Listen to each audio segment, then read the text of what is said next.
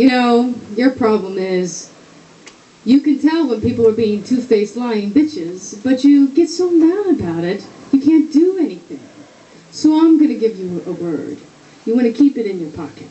A polished stone, a lucky quarter, a rabbit's foot. You can press that glassy rock. You can rub your thumbnail against the coin's ridges. You can sweat into the fur of it. Here's your word. Appalled. You pull it out, shove it in their faces. Your behavior is appalling, you might say, to those who are incapable of sincerity. You show an appalling lack of respect, you might add. This will get you started. That's all you need. You will be able to go on. It works with insurance companies, but I suggest you save it for those apoplectic moments when someone acts like they are better than you and you are not in a position to kick their ass. I say this to you as your sister, Carolyn. Carolyn, you gave me the ability to accept people for who they are. You gave me that word, as it were.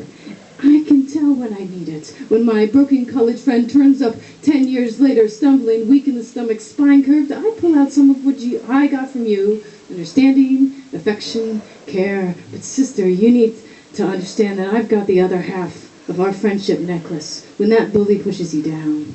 When she whispers to other people how you are damaged and sees that she is somehow whole for noticing it, you need to stand up and hold on to it and spit this word out. She is appalling. You are fine. This will annoy them. They will take offense. They will be unable to register the difference between sin and you're not doing what they want.